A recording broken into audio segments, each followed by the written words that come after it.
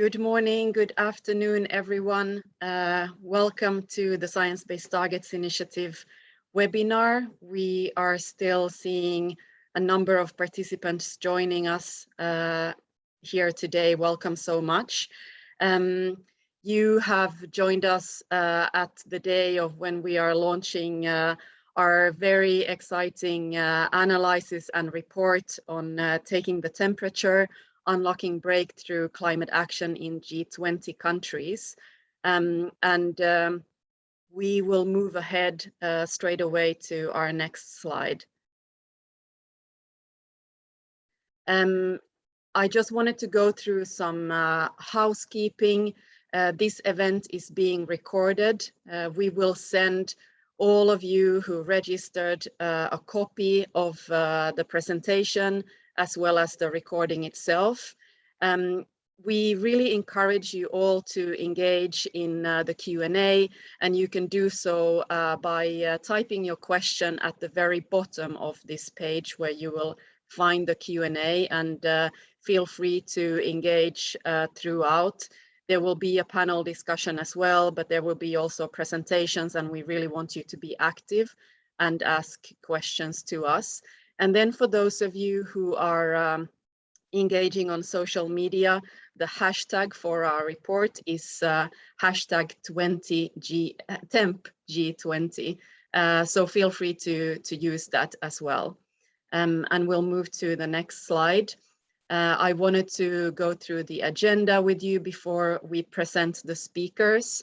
There will be opening remarks. We will do a presentation of the report itself and its findings. As many of you know, this report is a second part of a G7 report that came out in June. We have some new good data that we want to show you. After the presentation, there will be an opportunity to pose questions to the findings and the data. And then after that, we will have a panel discussion.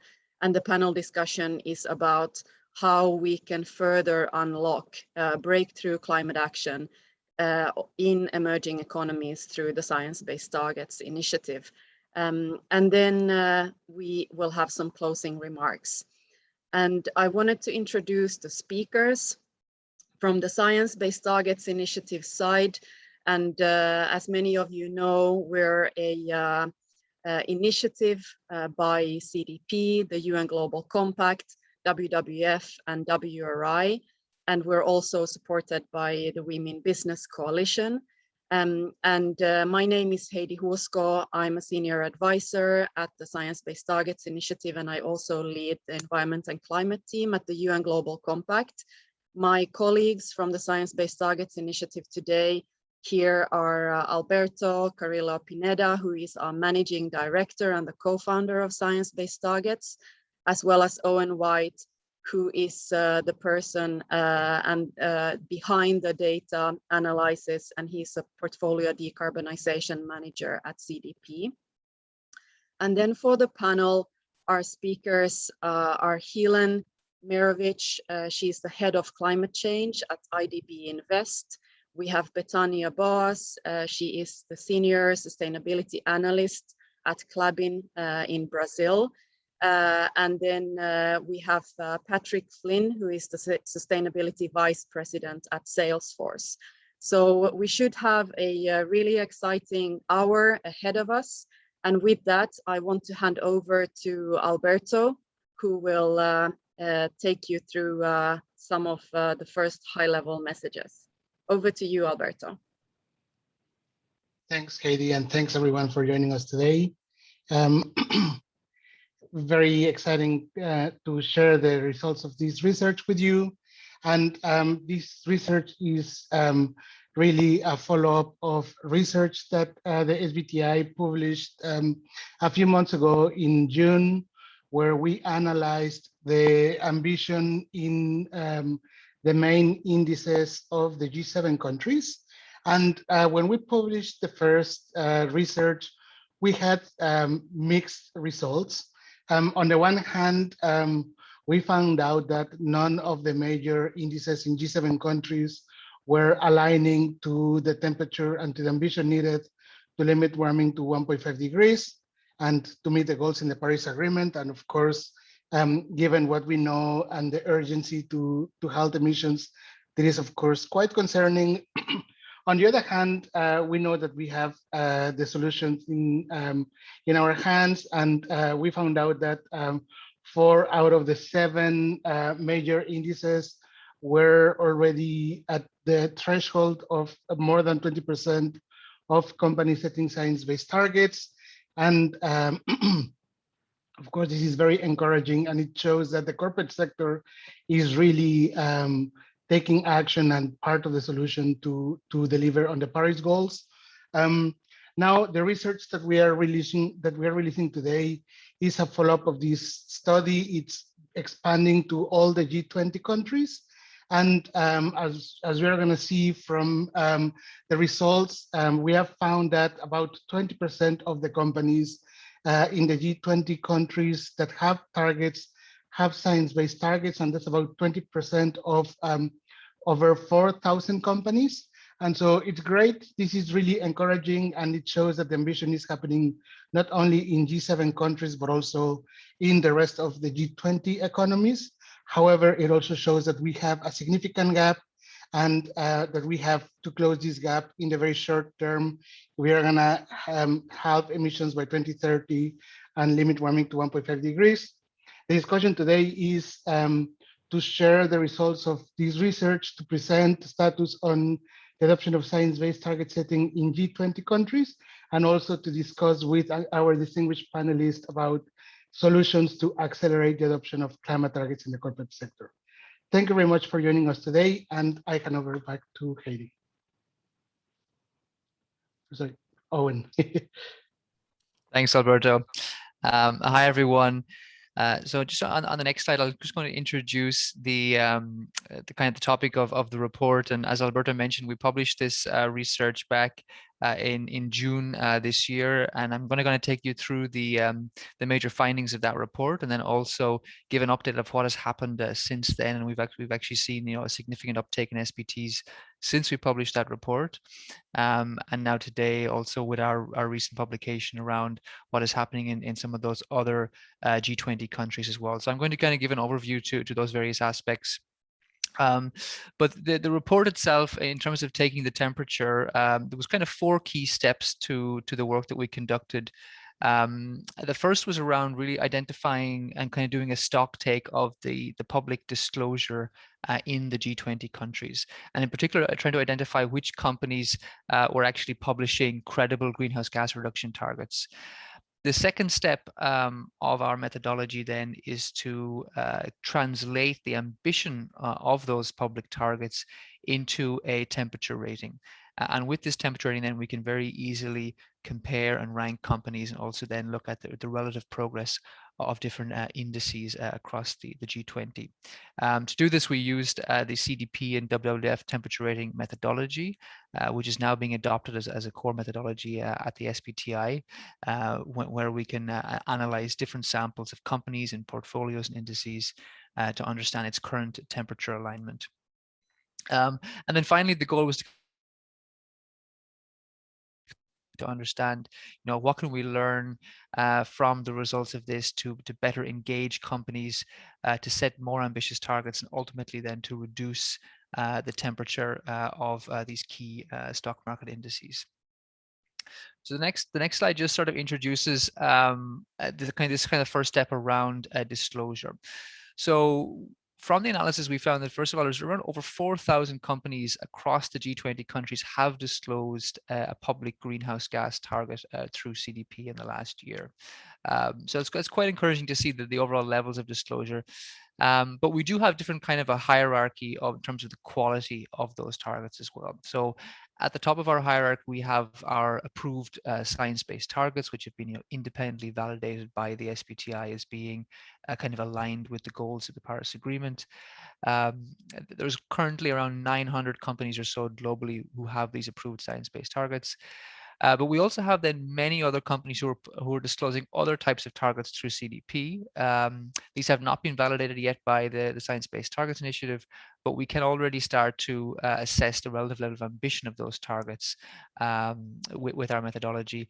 And then finally, we have lots of companies who will report targets, but they may not report them sufficiently, and hence they're not considered valid targets. We have many companies, unfortunately, who haven't published any type of greenhouse gas target.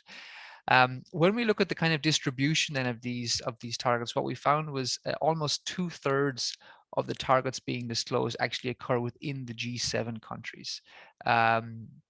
So the majority are coming then from the G7, with just a small amount coming actually from the G13, and then an even smaller portion then coming from the non-G20 countries. So the majority of the public commitments we see so far are occurring in the G7, and that's why it was primarily the focus of our initial research. But today we've kind of gone a step further now to also start investigating the level of ambition within some of these G13 countries as well. So on the next slide, we have just sort of an overview of also what has happened since we published that work back in June.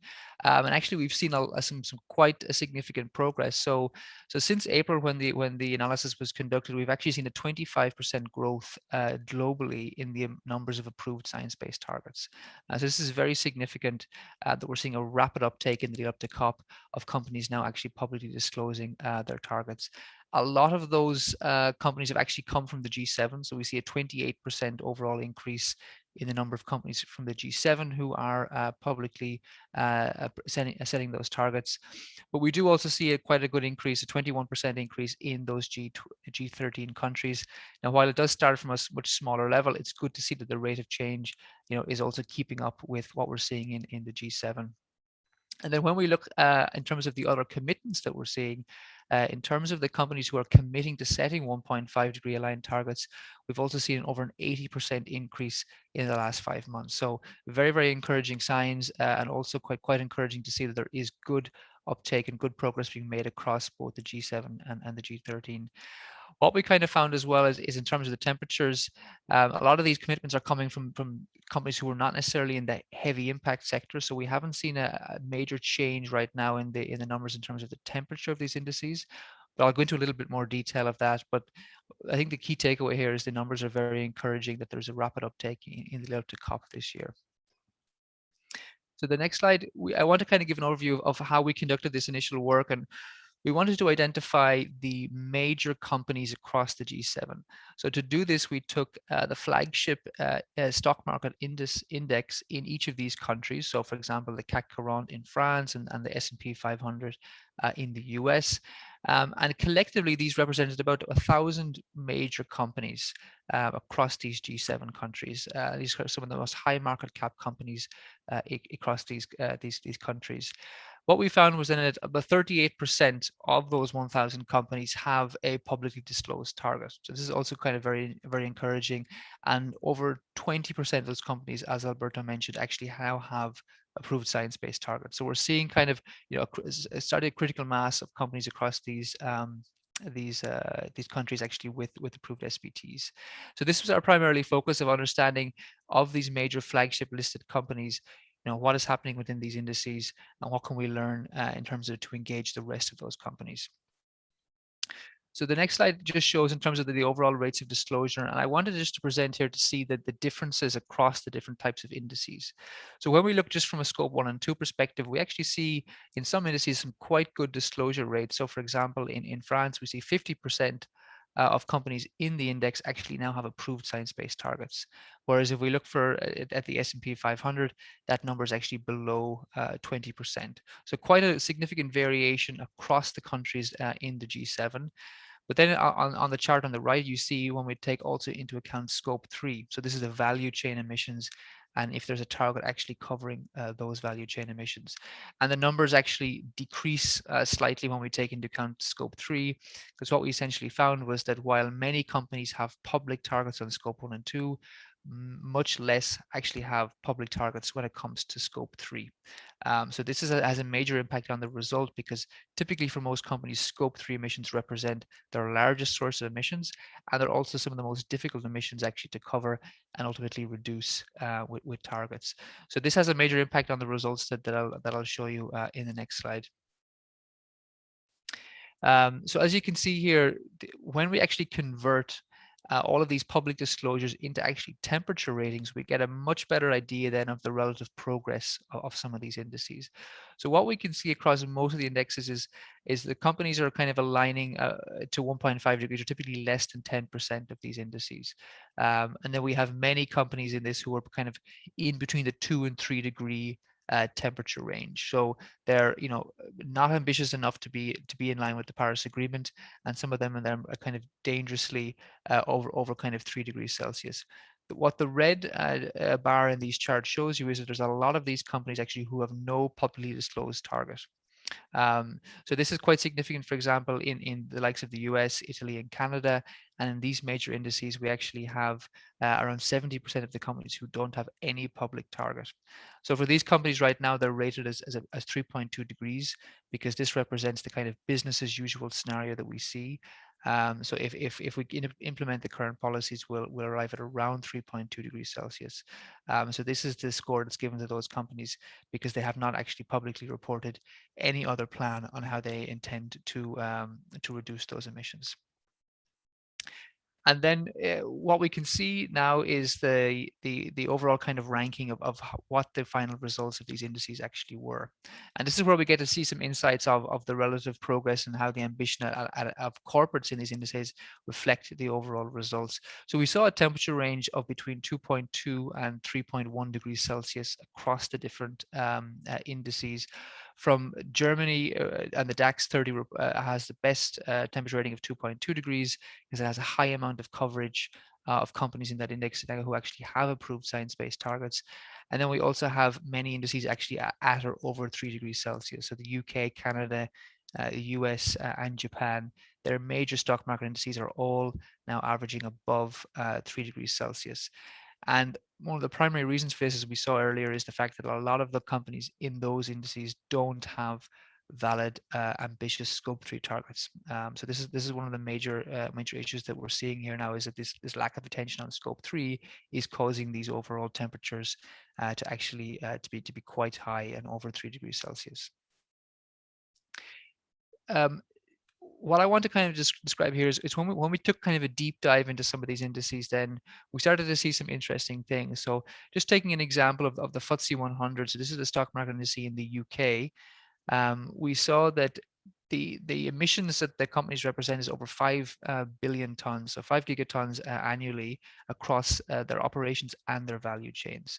So a lot of the heavy emitters, oil and gas companies and mining companies, are listed on the London Stock Exchange, and they're kind of represented as part of this index. And we found that actually only 7% of those emissions are covered by valid and approved science-based targets. So a very small actually coverage rate of the emissions by SBTs. So while the overall progress in the UK is quite good, and we now have 30% of companies in the industry with a public target, only 7% of those actually have approved science-based targets. So we can see actually that the heavy emitters in these indices actually carry a significant weight, and it is those kind of companies which are ultimately then driving the temperatures to be quite high. On the next slide, you'll kind of see also this kind of example of the fact that we do have this kind of what we call this emissions concentration. So we can see that on average about 10% of the companies across the G7 are responsible for greater than 50% of the total emissions. So we saw that nearly across all indices. In some it was worse than others. So we saw, for example, in the UK, just 5% of the companies in the FTSE 100, they represented over 80% of the emissions.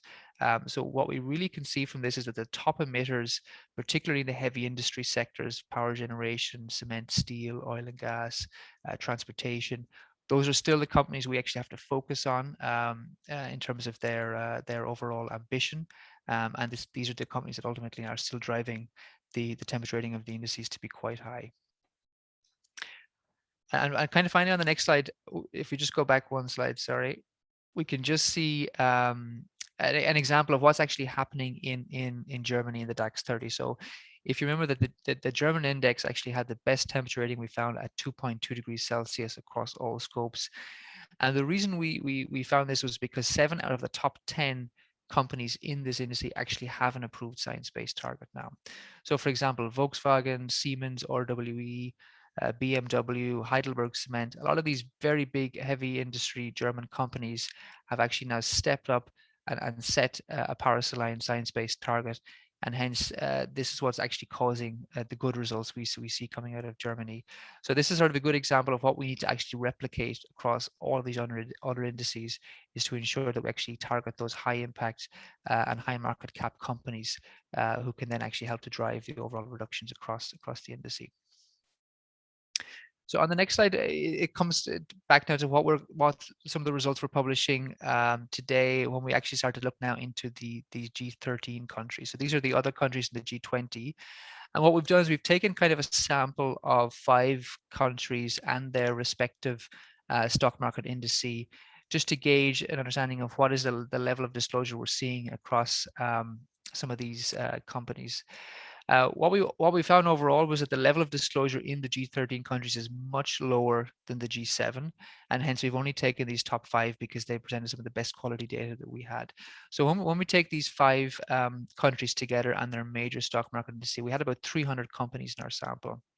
And what we found is about 18% of those companies actually had a public greenhouse gas target, but unfortunately only 2% of those were actually approved by the Science Based Targets Initiative as actually being, aligned with the goals of the Paris Agreement. So while the disclosure rates are certainly still lower than the G7, the difference really is striking when it comes to actually the number of approvals by the Science Based Targets Initiative.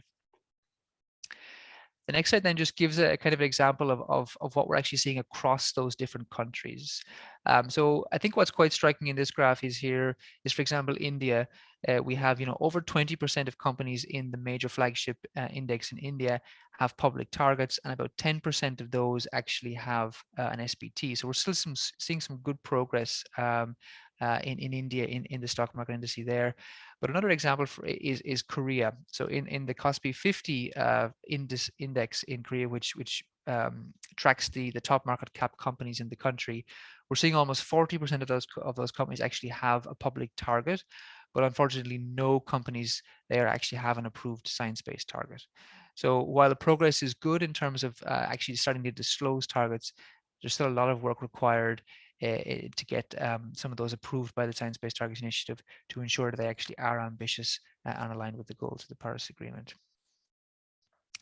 The next slide then, just to kind of conclude on some of these points, when we actually then do the comparisons, what we're seeing is that while the rates of disclosure across the G7 are almost 40% of companies with targets, for the G13 that is less than 20%. So still, quite a difference between those. But as I mentioned, the real striking difference comes when we actually take the SBT approved.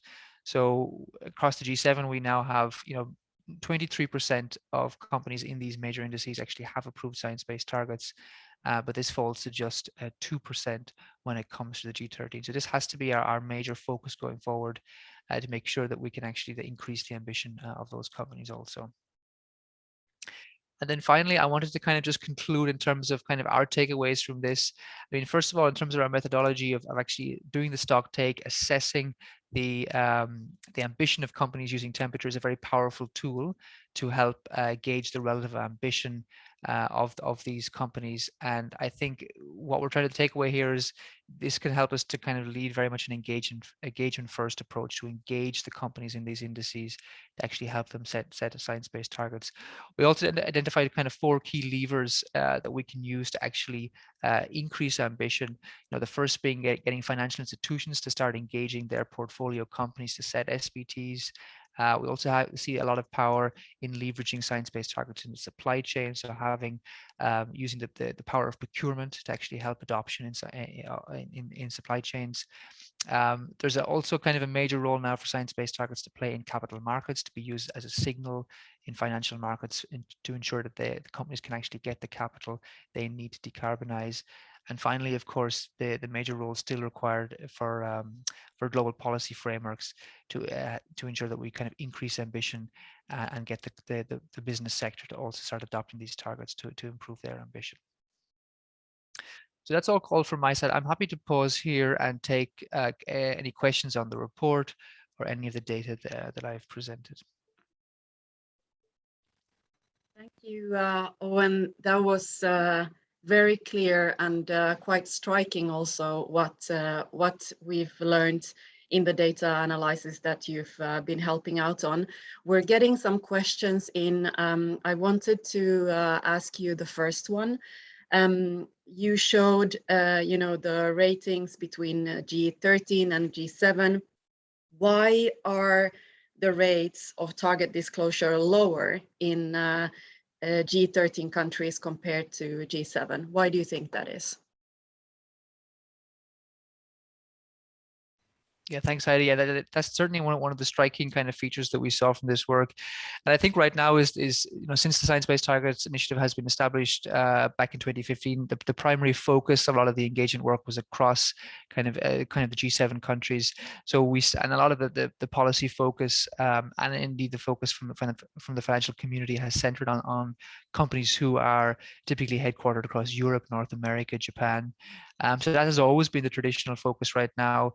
I think a major challenge we have in some of the other countries in the G20 is things like language barrier and ensuring that we have the resources that we produce that are available in many different languages, so that the tools and the guidance and the criteria, so to make it a little bit more accessible as well. That's certainly one of the major roles of our work going forward, is to have incubators in these countries to help actually increase the adoption and kind of remove some of the barriers that we're seeing traditionally. Excellent, thank you. Yeah, we're really hoping to scope in on that for next year and going further. I wanted to see, there's a interesting question about oil and gas, and the question goes: I understand that the SBTi are not publicly validating any science-based targets for the oil and gas at the moment. Could that be a reason why this is so low? Yeah, that's a good question as well. I think that it's correct to say that we're not publicly validating oil and gas companies yet. Our oil and gas framework should be released this year, and at that point we'll be able to start to assess the targets of oil and gas companies. However, we did actually also include an assessment of oil and gas companies in this. We looked at the other forms of public targets that they might have actually set. So, for example, a lot of the oil and gas companies do have other targets available right now that we can assess. Typically, they're not 2-degree aligned or less. They're typically quite higher. But we have been able to assess some aspects of their targets, and they are actually captured in this assessment. For example, a lot of them will have targets covering their scope 1 and 2 emissions. Now, while these emission sources are typically very small in comparison to their major scope 3 emissions, that is actually captured as part of this analysis as well. But it'll be later this year before we actually are able to start actually validating them against the science-based targets criteria. Exactly, that's good. And on that note, many of you already know that we will be launching a standard on net zero coming out at the end of October. And one of the questions here is if you anticipate a steep increase in validated science-based targets with the release of this new standard on net zero. And actually, I wanted to add into that, Owen, as well, because the Science Based Targets Initiative has also increased the level of ambition from well below 2 degrees to 1.5 degrees. So how do you anticipate the changes in these figures in the next year? Yeah, it's a great point. And I think the net zero work has really now given us the kind of the end state. So while science-based targets have traditionally focused on kind of midterm action between sort of 5 and 15 years in the future, this net zero work now is enabling companies to think longer term and understand how they can set multiple SBTs to get to net zero. In terms of the kind of how we see this affecting the overall numbers, what I showed earlier is we have a 25% increase in the last 4 months alone, which is very encouraging. The majority of those approvals are actually now 1.5 degree aligned. So even the fact that this is not the minimum ambition that we require, we're seeing most companies now step up to actually be 1.5 degree aligned.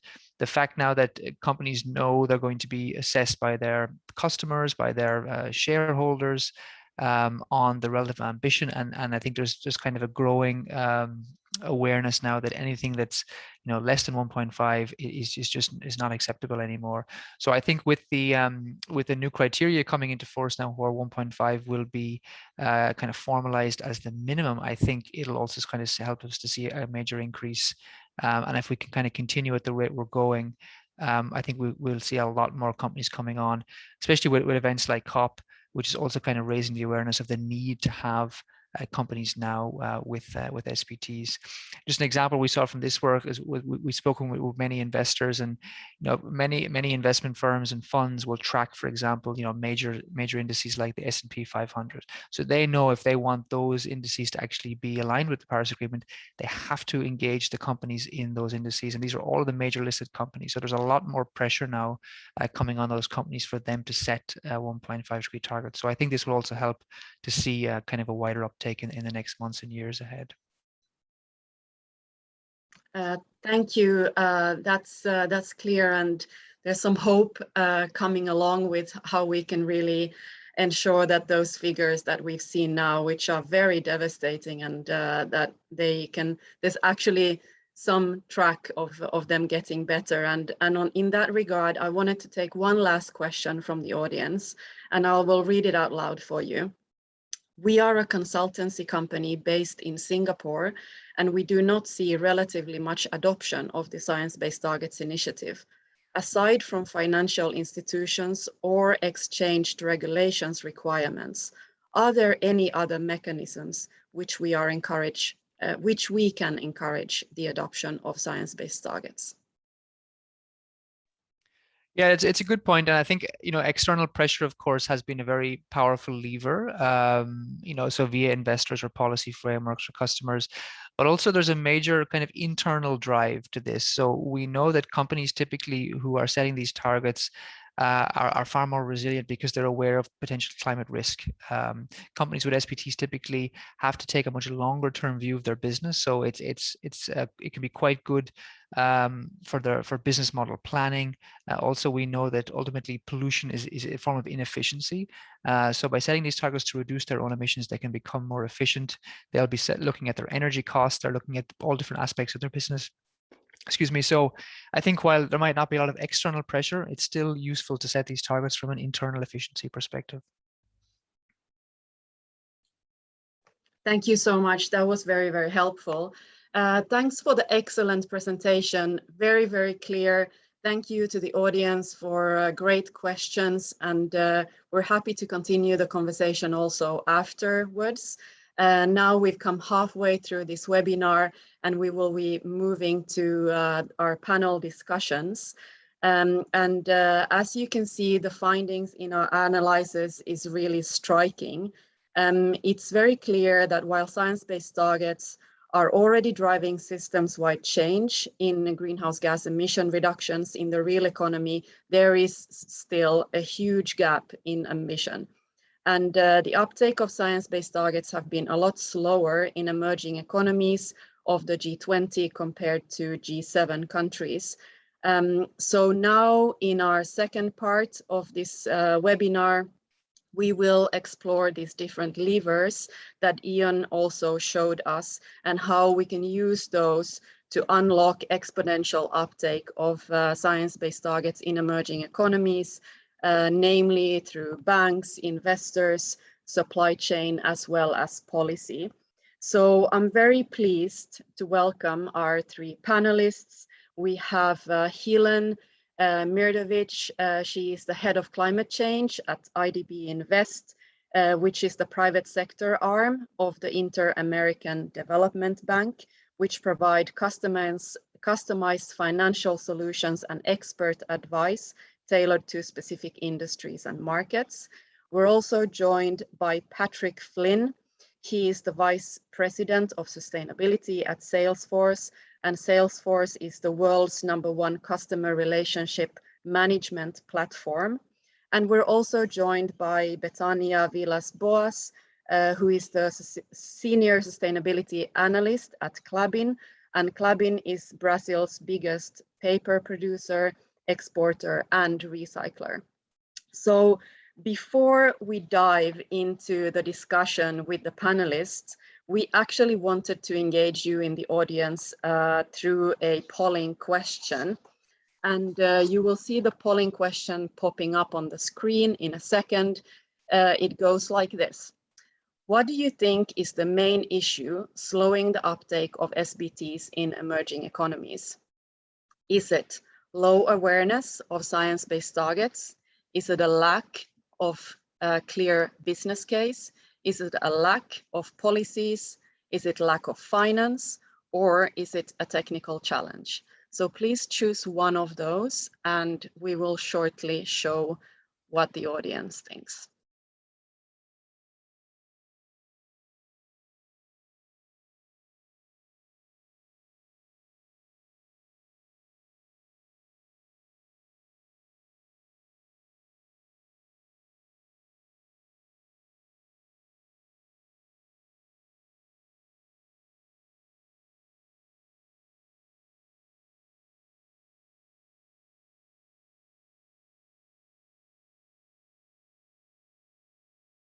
Okay.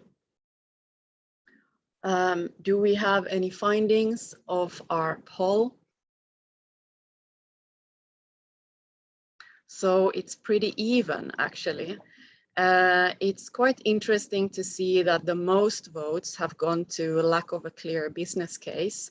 So I'm sure our panelists are happy to speak more about that.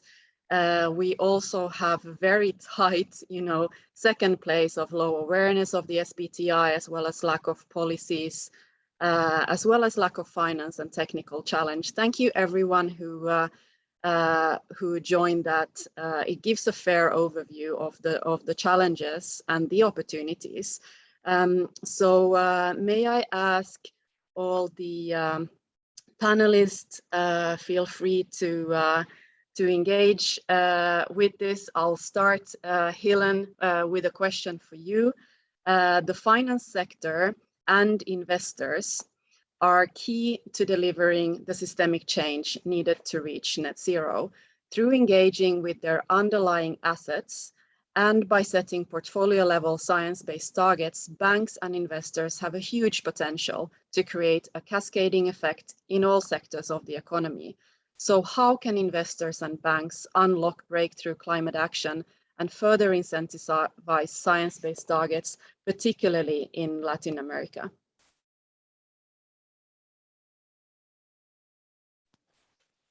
Can you hear me well? Yes. Okay. Super. Thank you so much. First of all, for the question, for inviting us to bring the regional perspective as well, the Latin American perspective, and working with private sector in the region. The question that you pose is very interesting, and looking at the results of the poll, is it finance, is it business case? I thought it was interesting, the issue of the business case, or is it policy? I think that overall, what we have seen is that having a target, it's very important, even for ourselves or other MDBs. Having a target on climate finance or Paris alignment or other types of corporate targets basically makes the machine move towards a common goal. And I think that's a very important starting point. The issue that we have seen is that within the private sector companies in the region, the sustainability teams in a business that is not necessarily linked, or it hasn't positioned itself as a sustainable business, the sustainability team have grown, have made sure that the company may know about this awareness issue. There is also this idea of investors recognizing ESG investment as a priority. But the how, the coming out of awareness, setting a target, and getting the buy-in of companies inside the company, especially the treasury of each company to do this is critical.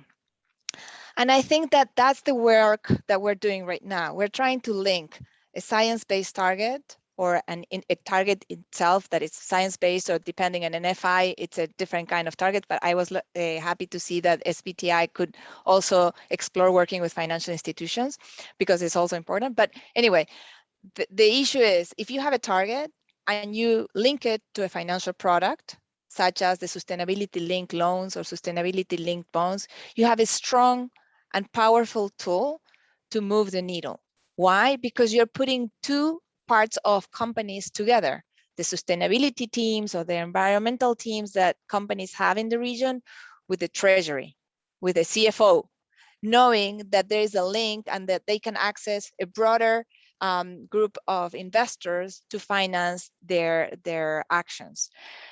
But still, I think that what we have seen, it's, even though we have this idea and we're testing it out, the nitty-gritty, the details in how we help companies, and that a lot of technical assistance needs to go hand in hand with companies to have the target and then have a plan to implement that target.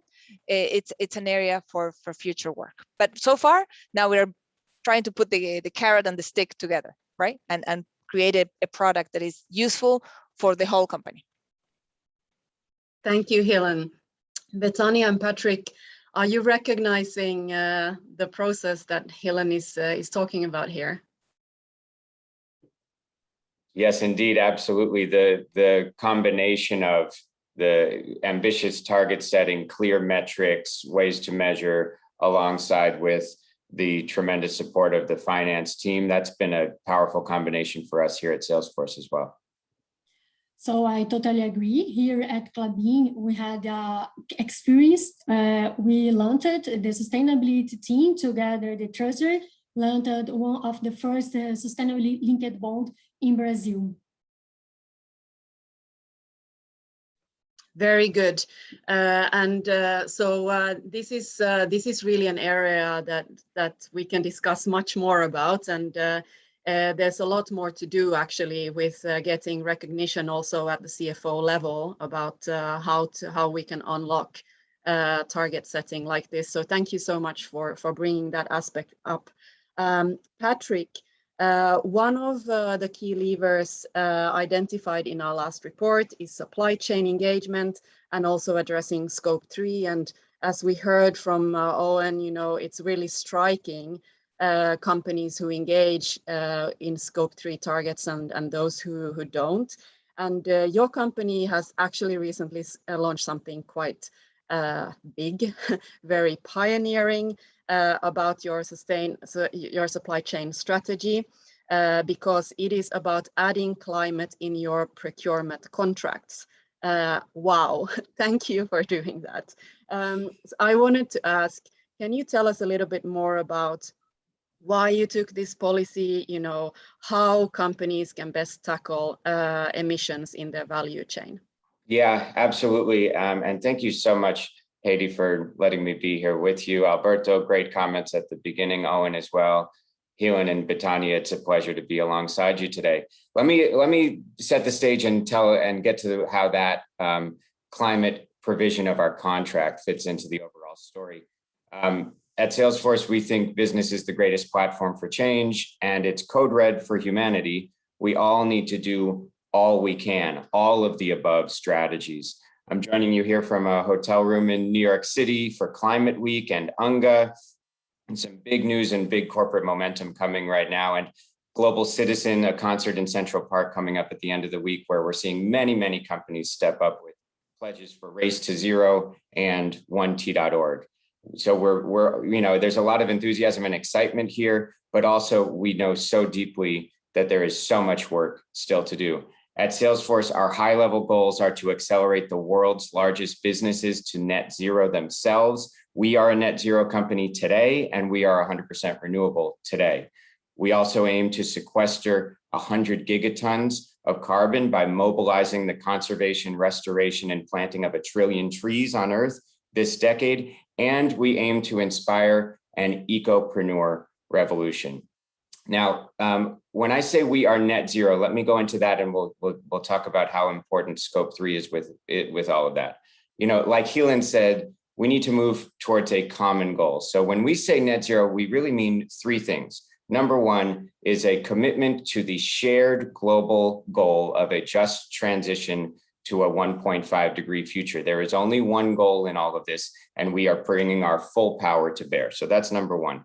Number two is align our full value chain, Scope 1, 2, and 3, to a 1.5 degree trajectory, more or less 50% reduction in location-based emissions by 2030 and nearly zero by 2040. Now, location-based is an important distinction, because whereas under our 1.5 degree science-based target, we have a 50% reduction in market-based emissions commitment, and we're already pretty much done with that. We've reduced Scope 1 and 2 market-based emissions by nearly 50% already with our 100% renewable energy progress. This is a location-based goal, and there's a lot of work to do that, and a lot of it falls outside of our direct control. So that's number two, aligning the full value chain to a 1.5 degree trajectory on a location-based accounting methodology. And number three, compensating fully today, first with renewable energy, and I mentioned that we've now hit 100% renewable energy, and then with high quality carbon credits to address all remaining emissions that can't be avoided or reduced or addressed with renewable energy across all of Scope 1 and 2 and 3. And now carbon credits are the last step, but we think everybody should be taking this last step as well and reaching net zero today. From the carbon credit perspective, we will be using removals credits only over the long term, but over the near term, a combination of avoidance credits and removals credits. For us, Scope 3 is a big part of those emissions. Thank you to SBTi. A few years ago, we set our Scope 3 goal that suppliers representing 60% of our Scope 3 emissions would set science-based targets of their own by 2024. It is going better and faster than we ever imagined. We're already more than halfway to that goal. And like you say, Heidi, we took it a big step further back in April. We added climate to our contracts. So in Earth Month, we notified all of our suppliers that effective immediately, climate would be part of all standard purchasing agreements going forward, requiring them to set science-based targets, disclose their Scope 1, 2, and 3 greenhouse gas emissions, and deliver all of their products and services to us on a carbon neutral basis. And the response has been really positive. What we're aiming to do here is send a demand signal up to our supply chain that they can receive with very clear guidance on what we want, and that they can then also take into their strategy and pass up to their suppliers as well, hopefully creating a bit of a domino effect that sends clear demand for climate action all the way up the value chain. Thank you, Patrick. That's really wonderful to hear. And it's also good to hear that you've had positive recognition of, leveling up your ambition. And I really think that that's the story we've heard throughout this past few years, also from the Science Based Targets Initiative, when we have been leveling up the level of ambition from 2 degrees to 1.5 degrees, it's taken as something very positive, because companies know that we have to jointly do this together, and companies actually also need that guidance to take that extra step and of mile. Yeah, that's what we're finding. Companies know they want to act. They want to hear it clearly from their customers so they can make the business case that they need. And as the leader in the customer relationship, Salesforce has an important role as a customer and in the hands of all of our customers to help create what it looks like to have that very clear demand signal. And with our technology platform and sustainability cloud, the tools for all of our customers to understand their own greenhouse gas emissions, to calculate Scope 3 emissions very quickly. And so we're also working with our suppliers and customers with the technology that allows them to see the way forward and to take action. Brilliant. Yeah, I think we've seen pretty much the same development as well. For instance, our Business Ambition for 1.5 campaign, it's striking how fast it's been growing, including the Science Based Targets initiative. To be honest, we didn't know that it was going to grow so fast. And thanks to companies like yourselves, you know, the growth is even coming up at a bigger pace. Yeah, I think, you know, you look at this supply chain domino effect that I was describing a little bit. It is happening faster and bigger than we could have dreamed of a few years ago. And I credit to SBTi having something like a supply chain engagement target for us was a great first way for us to really get out there and push. And now with our even bigger commitments and goals and making it contractual, we've taken it a step further. But thank you. Excellent. And Betania, I know that you've been working on similar topics as well. In addition to that, you recently launched something that you call Impact Net Zero campaign through your company. And it's actually not only engaging suppliers, you're also engaging other stakeholders in this process. So can you tell us a little bit more about how you are engaging Brazilian companies beyond your own supply chain and how you're calling on your peers to act on climate? So thanks for the good question. I'm happy to take part of the discussion. As mentioned, Klabin is a Brazilian pulp and paper company. Our value chain starts in the planted forests of pinus and eucalyptus for wood production, of course, and the end is this recycling of paper, because we are also the biggest paper recycler industry in Brazil. So we are talking about a circular chain with more than 5,000 suppliers. So first step, currently we are applying first and specific questionnaire on carbon management in our supply chain as a part of our supplier evaluation. As a first step, we needed to understand a little bit more the challenge and the level of emissions targets of our suppliers. Next year, based on the result of the questionnaire, we will prepare actions plan to improve the carbon management of our suppliers and prepare them or part of them to develop a science-based target. It is Klabin goals. So we know that here in Brazil, there are a lack of information and knowledge about carbon resilience, carbon management, and first we need to overcome these barriers. And in addition, as you mentioned, we are in partnership with UN Global Compact from Brazil, developing a communication campaign to engage other Brazilian companies to set up an initial science-based target. Klabin was the first Brazilian industry to design this target, and now from this experience, we want to share our learnings and benefit of science targets. So we promote a series of webinars in the theme, and of course, we're talking about this agenda with our customers, large suppliers, and sector, and inclusive our development partnership projects to achieve our science-based targets. Great. That's really good to hear. It's really relevant to work across stakeholders on this topic. As we also heard from Helen, it really is a topic that goes into all sectors. And related to that, I wanted to touch on one topic that we did not yet discuss, which is policy engagement.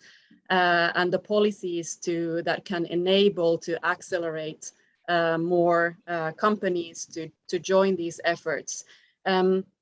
What do you think is the kind of barriers that we have right now, particularly in the G20 countries, that are stopping companies from taking more action? Helen or Patrick or Betania, feel free to come in. Sure. You know, when it comes to using a company's full power for climate action, what you say and how you say it to policymakers in the right moments is an incredibly powerful lever. For our part, for example, here in the United States, we've got a reconciliation package being examined, and Salesforce has come out to say that we support the climate provisions of that reconciliation package, and we're encouraging leadership in that way to create jobs, support nature, and create a clean future for all of us. And then there's also the policy elements that come in terms of disclosure. And I think that's really important here as well. So Salesforce was vocal to the SEC saying that we want disclosure requirements for scope 1 and 2 and 3. And I think that, you know, on the international front, maybe you have the IFRS in a similar place. The standardization of these metrics, location-based, which I touched on a bit, market-based emissions, as well as emissions after the use of renewable energy and carbon credits across scope 1, 2, and 3. We need to standardize the way we are asking for and sharing these greenhouse gas emissions metrics so that we can show progress and identify where we need to work harder, where we need to collaborate more deeply, where we need to take action. And so one of the things we are doing in turn, on top of using our voice in policy matters in these ways, is also building that data structure into Salesforce Sustainability Cloud. It's the way that we ask for data from our suppliers as part of the contract elements that we talked about. And it's the same way that we disseminate our own greenhouse gas emissions across scope 1, 2, and 3 down to our customers. So we're trying to model the right way to exchange this information with Slack up and down the value chain, and also make sure that the regulatory and compliance-based emissions reporting standards line up to something like that as well. Very interesting. And Helen, I'm sure you also have a view here from the climate finance aspect. Yeah, I think that I would add the issue of having clear policy signals for the market is critical. And I think that this links, of course, to the negotiations right now on Article 6 and what will happen with the carbon markets, if it's going to be global or local. And we have tested that out in Chile, for example, where we had a company that was very committed to the decarbonization, that it was in the basically under the umbrella of the government's policy of decarbonize the energy sector. And we worked with them to support them in basically closing down thermal power plants before the negotiated terms with the government, and putting basically an incentive, a price incentive to the carbon emissions that were going to be avoided by closing those power plants beforehand. That's a powerful example on how you can use finance, but also policy and strategy at the national level to incentivize private sector to basically take action in decarbonizing the energy matrix. And we're trying to do that and replicate the lessons learned from that example to other countries in the region. But there is a need, I mean, once the Article 6 is completely defined, there is a need to that carbon market globally or at the national level. So I totally agree, and considering Brazilian perspectives, what I can mention are delay, unfortunately, to implement a carbon price regulation. So as you know, the carbon trade, it's a cost-effective instrument and could promote the progress of low carbon technologies in Brazil. And we know the science-based targets we reached with new and disruptive technologies. And so another important instrument for Brazil and Latin America is a MRV system that could support the countries accelerate the climate work. So now here we are talking the basic, the basic system to accelerate the climate. Thank you very much to our panelists. Thank you, Helen, Patrick, Betania, for your leadership. Thank you for the contributions. Thank you for a very interesting discussion. There's a lot still to be done, so we're very pleased to hear from you and hear about, you know, the good side of the progress as well. And I hope that that has also inspired our audience, and thank you to the audience as well for joining us today. I also want to thank the team at the SBTi for working on the report and preparations for this great webinar we've had today. And so you really heard today also that setting self-defined emission reduction targets, it won't cut it. Companies' targets need to be rooted in science. And we have the G20 summit as well as COP26 around the corner. These are immensely important milestones to get us to 1.5 degrees. And this is an unmissable opportunity for governments to help secure net zero future for the humanity and ensure the goals of the Paris Agreement. And I really hope that the governments also will see that companies are taking the lead. We need more policy to enable more companies to join those leaders out there.